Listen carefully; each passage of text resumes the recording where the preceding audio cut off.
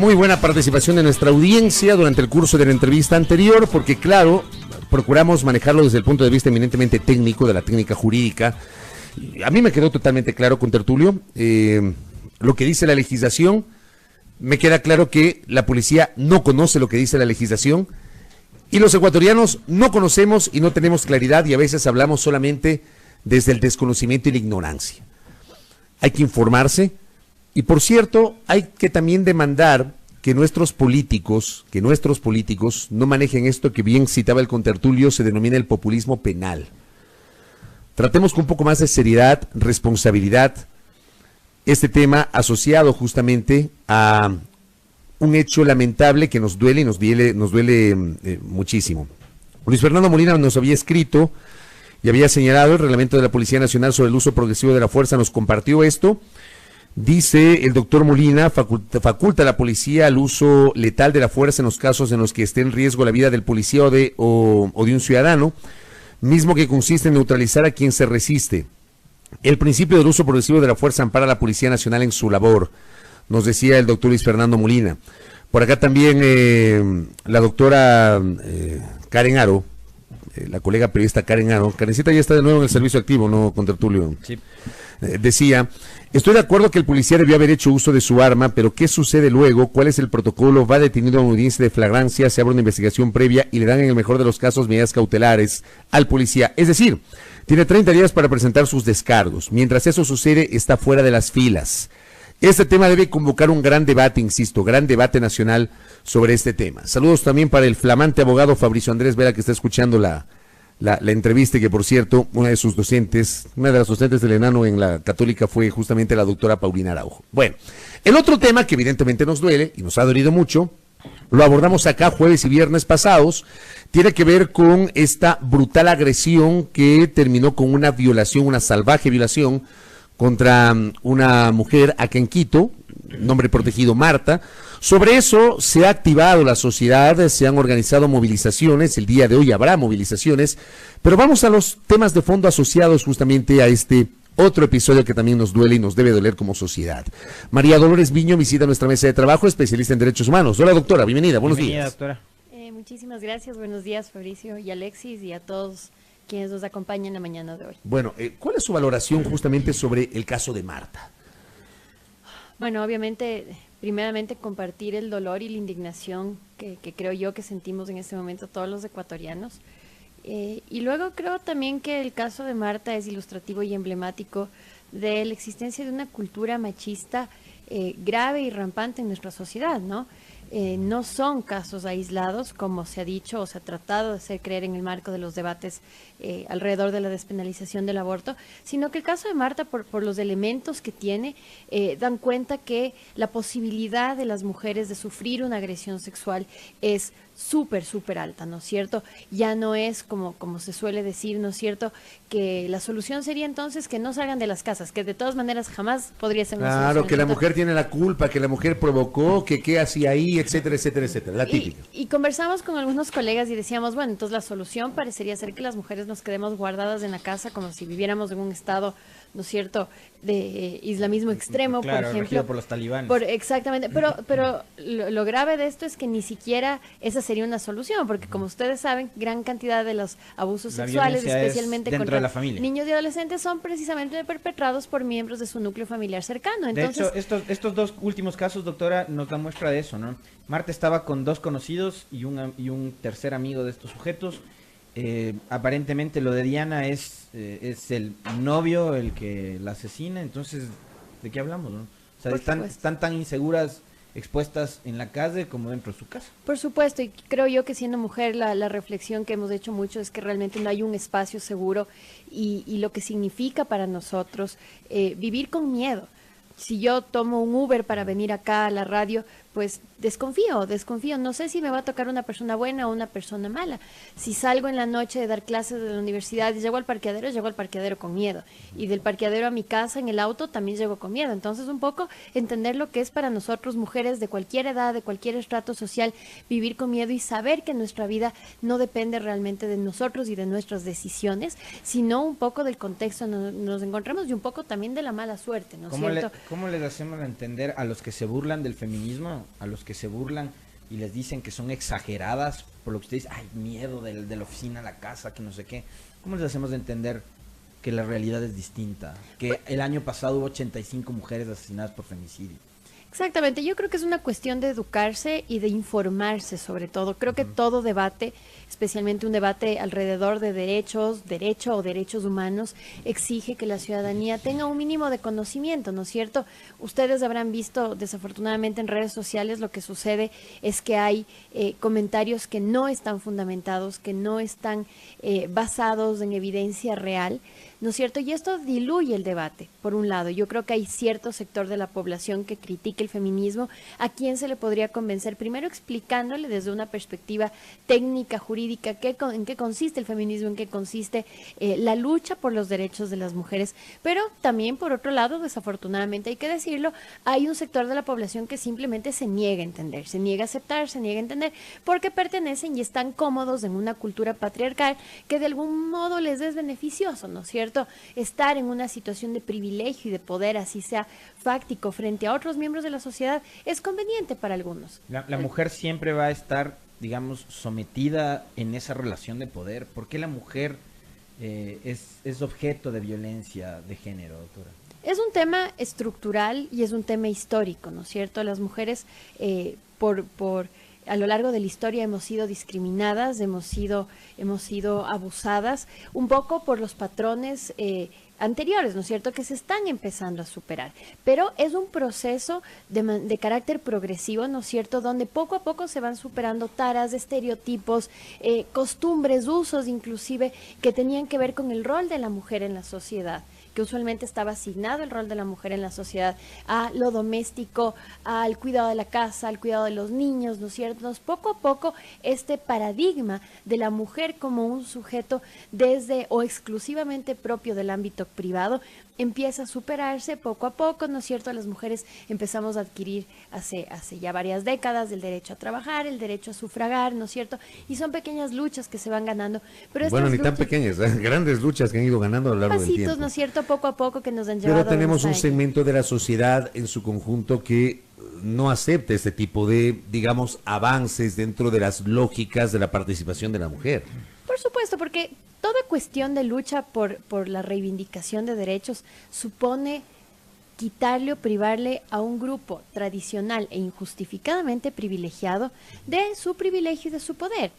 Hablemos de otro tema que no sea precisamente los derechos de las mujeres, ¿no es cierto? En la década de los 50, por ejemplo, el movimiento por los derechos civiles en los Estados Unidos también tenía rechazo y también tenía argumentos que no están muy alejados de lo que escuchamos hoy alrededor del feminismo. Es que no es natural que negros y blancos se junten, los blancos son tradicionalmente inferiores, ¿no es cierto? Y hoy por hoy vemos que eso se ha superado primeramente a partir del activismo, ¿no es cierto?, a partir de profesionales comprometidos con la defensa de derechos humanos, y vemos también que las personas que precisamente se oponen a estos cambios son quienes no quieren dejar su posición privilegiada dentro de este status quo. No les conviene que se rompa el status quo porque eso implica perder ciertos privilegios, ¿no es cierto? La posibilidad de privilegios pequeños de la vida cotidiana, ¿no es cierto? La posibilidad de acosarle a la secretaria que trabaja para él y salir impune de eso. Ahora ya no se puede hacer eso.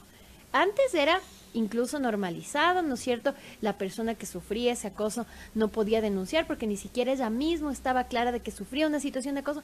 Hoy por hoy la cosa va cambiando y eso exige para muchas personas cambiar su forma de comportarse frente a la sociedad y verse en un espejo, y verse al espejo es muy difícil. Desde el punto de vista, digamos, conceptual, estamos hablando de violencia contra la mujer, violencia de género. ¿Podría haber similitudes entre lo que pasó con Marta, que felizmente no fue asesinada, pero fue salvajemente agredida, violada, y lo que pasó con Diana el día sábado, que lamentablemente ella sí fue asesinada? Sí, por supuesto. Yo creo que esto es, como decía yo, parte de una cultura de machismo donde las mujeres y nuestros cuerpos no somos concebidos como individuos sujetos de derechos, pero más bien somos percibidos como objetos de libre apropiación y disposición, ¿no es cierto? En el caso de Marta vemos el caso de una mujer que está con personas que además son conocidas para ella, y esto debe ser para ella, entiendo yo, y para todos, de hecho, lo más doloroso, ¿no es cierto? Ya ni siquiera puedes confiar en tus amigos. Pero ¿cuál es a mi criterio la idea atrás de posiblemente quienes agreden a Marta? Marta está sola, no tiene una pareja, como no tiene una pareja, entre comillas, no es de nadie, y como no es de nadie, yo puedo tomar y hacer con ella lo que me dé la gana. No es una persona, es un objeto susceptible de apropiación, y de apropiación de la peor forma, además, porque yo creo que en este caso la justicia sí tendrá que tomar en cuenta los agravantes, la virulencia, la extrema violencia con la que se ejerce esta violación. No es una violación común y corriente, es una violación en grupo, y es una violación que tiene unos elementos de crueldad y perversos que realmente espeluznan. Y por otro lado, el caso de Diana un poco lo mismo, ¿no es cierto? Las mujeres somos objetos de libre disposición. Tú estás viva porque eres mía mientras yo quiero que tú estés viva, y el momento en que ya no me sirvas o el momento que me causas incomodidad, yo puedo disponer de tu existencia porque tú no eres un ser humano, tú eres un objeto de libre disposición. Y lo que hizo el presunto femicida en el caso de Diana, es disponer de su existencia. Disponer de su existencia como un objeto, ¿no es cierto? Porque yo creo que eso no haríamos ni con un animalito. Si nosotros tenemos una mascota, un perrito que nos está dando problemas, ¿no es cierto?, que no obedece, etcétera, nosotros le mandamos a un albergue, pero jamás se nos ocurriría atentar con la vida de este ser vivo que por más incomodidad que nos cause. Y sin embargo, esa es la lógica que tienen muchos hombres atrás, especialmente en el marco de las relaciones afectivas, ¿no es cierto? Tú estás viva porque eres mía y porque yo te permito que existas, y en el momento que tú ya no quieras obedecerme a mí, complacerme a mí, pues tú ya no te mereces entonces estar viva. Entonces, es un poco ir replanteando, primero, ¿cuál es la necesidad del feminismo? ¿No es cierto? El feminismo, en primer lugar, implica el reconocimiento y la protección y el respeto de las mujeres como seres humanos y por lo tanto sujetos de derechos fundamentales. No están reclamando nada más que no sea igualdad en tema de derechos, ¿no? Por supuesto, igualdad además entendida en su dimensión también. A ver, esto es una cosa que a veces no se entiende, ¿no es cierto? Dicen muchas personas, es que es imposible la igualdad entre hombres y mujeres porque somos biológicamente diferentes. De acuerdo. Pero son seres humanos. Por supuesto, ¿Por qué les cuesta entender eso? Por supuesto, pero la igualdad en el ámbito del derecho internacional de los derechos humanos especialmente se entiende también como una obligación estatal de reconocer las diferencias. Les pongo otro ejemplo, en el caso de las personas con discapacidad, ¿no es cierto? Si nosotros utilizáramos un argumento de estricta igualdad, diríamos, no hace falta construir rampas, ¿no es cierto?, construir accesos más fáciles, porque como todos somos iguales, cada uno que se arregle como pueda, ¿no es cierto? La igualdad en el ámbito de las obligaciones estatales en materia de derechos humanos supone que las diferencias, especialmente aquellas diferencias que estructuralmente han ocasionado que un grupo pueda ejercer de peor medida o con mayor desventaja sus derechos sean superadas. Las mujeres pertenecemos a un grupo que, le guste a quien le guste, histórica y estructuralmente hemos sufrido discriminación, hemos sufrido abusos tanto en el ámbito doméstico como en el ámbito público. A la luz de eso, el Estado está en la obligación de tomar medidas positivas, ¿no es cierto?, para superar estas diferencias estructurales y progresivamente, eventualmente, cuando ya no existan estas diferencias, cuando ya no existe esta discriminación, pues estas políticas serán innecesarias y podríamos obviarlas e ignorarlas, ¿no es cierto? Pero la igualdad consiste en eso.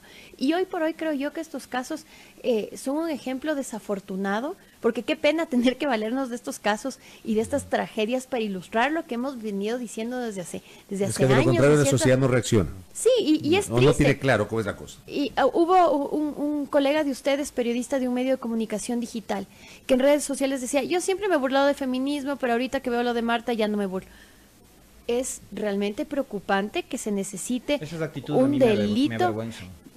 Por supuesto, a mí también me parecen vergonzosas, pero además, qué lástima en una sociedad que tenga que haber un crimen de esta naturaleza, con esta virulencia, para que algunas personas empiecen a plantearse si posiblemente el feminismo sí es necesario. El feminismo es necesario precisamente porque trata de construir una nueva cultura que sea menos tóxica tanto para hombres y para mujeres, porque yo estoy segura que estas personas que están hoy detenidas en la cárcel de La Tacunga no la están pasando bien. Estoy de segura. hecho, no tienen quien les defienda, ¿no? Es que quién va, perdón, pero yo entiendo que los abogados, especialmente mis colegas que trabajan en el ámbito penal, tienen hasta cierto punto una obligación de defender independientemente de si el acusado es inocente o culpable, pero realmente creo yo que sería muy difícil, a mí me costaría mucho como abogada, ¿no es cierto?, pararme frente a un tribunal y tratar de construir una defensa alrededor de lo indefendible, ¿no? Les tocará posiblemente asignarles a un defensor público y el defensor público, bueno, le tocará, ¿no es cierto? Pero la cuestión aquí es, ¿cuáles son las preguntas que como sociedad nos tenemos que hacer alrededor de estos dos casos, ¿no es cierto? Yo pienso que muchas veces las cosas pasan por algo y estos dos casos pasaron en un contexto donde se discutía muy acaloradamente y sin mucha profundidad estos temas. Pero son dos casos además que se hacen públicos por, digamos, en el uno por el nivel de brutalidad de los agresores y en el otro porque es un tema que se lo hace público porque es en un lugar Fue una vía público, pública. en las calles, la gente Grabado. transmitía, grababa en celulares y tal, pero de estos casos hay a diario. Debe haber, por supuesto que hay a diario y hay cifras, ¿no es cierto? Hay cifras de violación, hay cifras de Y femicidio. hay otras cifras que no se conocen Y porque hay- las víctimas no se atreven a denunciar, porque usted ya decía hace un momento, es la relación de poder, Por el supuesto. miedo que existe. Por supuesto, y además creo yo que esto llama también a las autoridades a tomar medidas serias para la reducción de la violencia de género, ¿no es cierto? Muchas veces se cree que la vía penal, el recrudecimiento de las penas, es la solución para todos los problemas sociales. Alrededor del debate del aborto, muchas personas que creo yo que estaban perdidas en el debate decían, pero no es necesario despenalizar el aborto por violación, lo que se necesita es poner penas más duras para los violadores. No, las penas existen, basta abrir el Código Orgánico Integral Penal O para sea, saber... ese no es el problema. Porque está ahí. Está tipificado, Claro. está regulado y tiene una sanción a mi criterio proporcional. Ahora, evidentemente lo que estamos viendo es que el recrudecimiento de las penas no inhibe del cometimiento de estos delitos, porque a diferencia de otros delitos, estos crímenes de género están asociados a patrones sociales, estructurales, que están desafortunadamente muy arraigados en nuestra sociedad. Que es por donde debe empezar la solución. ¿Cómo Por se supuesto. cambian esos patrones, doctora Lolo Miño? Yo creo que primero educación, ¿no es cierto? Y la educación no pasa simplemente con mandar a los niños a la escuela. Mandar a los niños a la escuela o mandarles a leer los derechos, ¿no es cierto?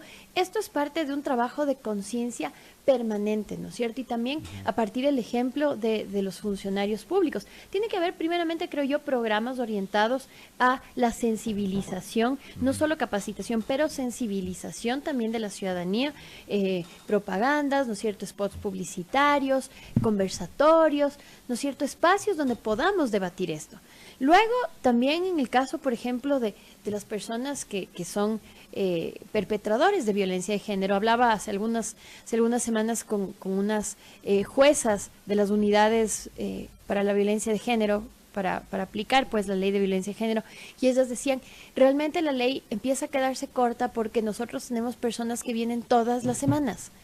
Todas las semanas llega el viernes, el señor se pega los tragos, ¿no es cierto? Le pega a la mujer, vienen acá a la fiscalía, nosotros les tomamos la versión y todo, se van, se hacen de buenas, vuelven y dicen, nosotros tenemos gente que viene todas las semanas. Entonces, obviamente, este es un tema que ya le queda corto al derecho. Le corresponde al Estado hacer otro tipo de políticas públicas, primero el Estado, ¿no es cierto? Y luego la otra cosa, no dejar todo en manos del Estado. Este es un tema de educación y los temas de educación están estrechamente relacionados a cómo nosotros comunicamos ciertos valores, ciertos estereotipos a nuestros hijos. La familia, ¿no? Sí, y yo no quiero sumarme a esto de a mis hijos los educo yo, ¿no es cierto? Yo diría, a mis hijos también los educo yo. A mis hijos también los educo yo dentro del núcleo que a mí me corresponde, ¿no es cierto? Y creo que los padres y las madres, porque a veces también en el debate se dice, es que las mamás les educan mal, solo es culpa de las mujeres. Padre y madre tienen una responsabilidad de ir rompiendo estos estereotipos de género dentro del ámbito doméstico. Si yo estoy hablando de igualdad, ¿no es cierto? Pero llego a mi casa como hombre y me siento a ver tele y me pongo las pantuflas mientras mi mujer me sirve la comida y con la otra mano le cambio el pañal al bebé, ¿no es cierto? Estoy enviándoles a mis hijos un mensaje, ¿no es cierto?, sobreentendido de esta situación de abuso de poder de explotación, incluso laboral del ámbito doméstico, está bien. O como cuando asignan los padres las tareas domésticas solo a las Solo a las niñas. No claro, y esto también... Usted no, niño Fabricito, usted que hace sentado. No, yo sí lavaba los platos. Yo hasta ahora lavo los platos. Pero te digo, esas prácticas se repiten, lo que dice la doctora Lolo. Yo hasta plancho mi ropa. En casa, desde pequeños, y eso también ocurrió en mi familia, desde pequeños nos enseñaron papá y mamá a compartir las tareas del hogar. Por supuesto, y eso además se le hace un favor, creo yo, a los niños cambiando estos estereotipos. Hay papás, yo tengo un niño de 7 años y convivo mucho con niños de esta edad y también con los papás, y a veces yo veo que hay papás que todavía, por ejemplo, replican esto de, mijito, usted es varón, usted no llora.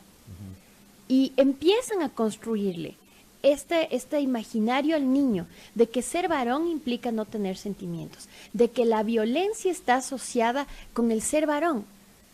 Ser puñetazo, ser el más violento, ser el bully está asociado con ser varón. Y esto es lo que hay que empezar a cambiar. Porque al final, abajo de estos dos casos, lo que tenemos es lo que está supurando, digamos, es una cultura de violencia que siempre está estrechamente relacionada con ser hombre. Y tenemos que empezar a superar. Ser hombre no tiene que ser sinónimo de ser violento. Doctora, se me terminó el tiempo, pero le pido un minuto. Quiero una opinión suya sobre algunas opiniones que se han generado en las últimas horas respecto de la presencia de extranjeros en el Ecuador.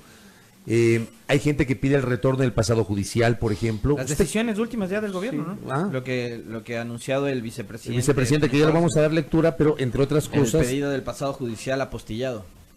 Claro, ¿dónde está? Sí, hablado del pasado judicial. ¿Qué le parece a usted, doctor? Por acá que tengo, ¿quieres que sí, lea lectura? Aquí tengo. Léelo, por favor. Dice...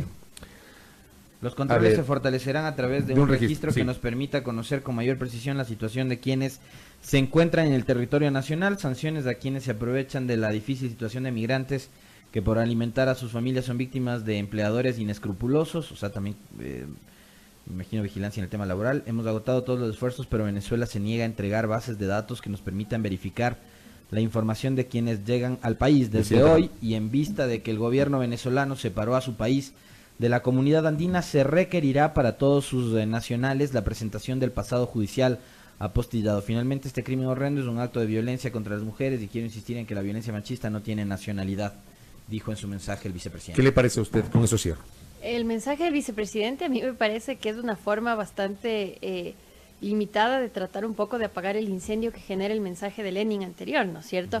El día de ayer en redes sociales y de manera muy desafortunada el presidente Moreno emite un mensaje a propósito del caso de Diana y sugiere que no permite un discurso alrededor de la soberanía nacional, no permitiremos que personas extranjeras y vamos a controlar cómo operan, cómo se desenvuelven los ciudadanos venezolanos en el Ecuador, ¿no es cierto? Esto a mí me molestó por dos razones. La primera y más obvia es que a partir de un caso que es desafortunado, no se puede criminalizar a toda una población. Yo ponía esto en redes sociales como ejemplo. Imagínense si se hubiera empezado a hacerse una limpieza social con los ecuatorianos a partir del caso de Lorena Bobbitt, por ejemplo. Es un caso aislado en un contexto de violencia doméstica que no tiene nada que ver con la migración, la nacionalidad o el estatus migratorio de una persona. Por lo tanto, Lenin, con ese mensaje, creo yo que exacerbó los sentimientos de xenofobia y de discriminación que ya existían y que estaban muy arraigados en nuestra sociedad con respecto a los ciudadanos venezolanos. Y esto se evidencia porque en horas de la noche, el día de ayer, ¿no es cierto?, empiezan unas redadas al más puro estilo de la Alemania nazi, ¿no es cierto?, antes del Holocausto, a sacarles a los ciudadanos venezolanos de sus casas, a privarles de su propiedad, y en una escena que realmente es de terror, ¿no es cierto? Habría que recordarles a los ciudadanos de Ibarra, ¿no es cierto?, que cualquier acto que lleve o que tenga como finalidad la destrucción o la desaparición de un grupo humano caracteriza genocidio. No digo que esté pasando ahorita, pero es conveniente advertir por cualquier cosa, ¿no es cierto? Seguramente no tienen ningún pariente en el exterior ni nada por el estilo. Sí. Hay que entender que el Ecuador también es un país de migrantes. Por supuesto, y a mí me sorprende esto. Y luego también hacer un llamado a las autoridades públicas, especialmente al presidente, a las más altas autoridades, en el sentido de que su discurso tiene una potencialidad real de exacerbar los ánimos de la sociedad. Lenín Moreno, yo creo que el día de ayer no fue correctamente asesorado y no midió sus palabras y el impacto que esas palabras podían tener en un contexto de alta polarización, de alta indignación en Ibarra, ¿no es cierto? No es lo mismo hacer eso en un contexto normal, pero con los ánimos tan exacerbados. Ese discurso lo que hace y lo que trae como consecuencia es una ciudad que se levanta y que empieza a agredir a ciudadanos inocentes provenientes de Venezuela, ¿no es cierto? Eso por un lado. Por otro lado, con respecto al pasado judicial, a ver, los estados tienen la facultad, dentro del marco del derecho internacional, de regular la forma como las personas entran en sus fronteras, ¿no es cierto? Los estados tienen, de hecho, amplia discrecionalidad para definir las políticas de ingreso. Ahora, esa potestad discrecional de regular la forma como los extranjeros entran en nuestro territorio tiene que ser llevada a cabo, tiene que ser ejercida con observancia de las obligaciones internacionales del Estado en materia de derechos humanos, más específicamente para estos casos del derecho a la igualdad y no discriminación.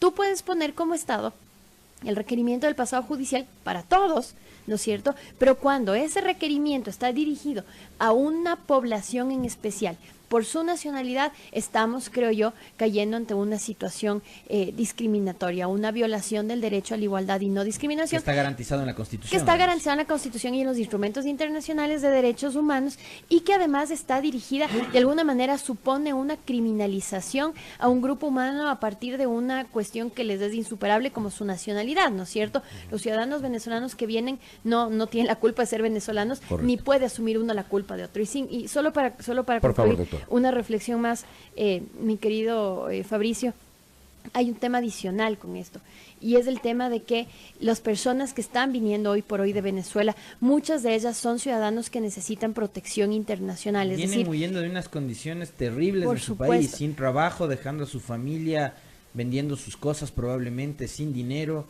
a una aventura. Pero además son personas, muchas de ellas, que necesitan protección internacional porque encuadran dentro de la descripción y de los requisitos del estatus de refugiado.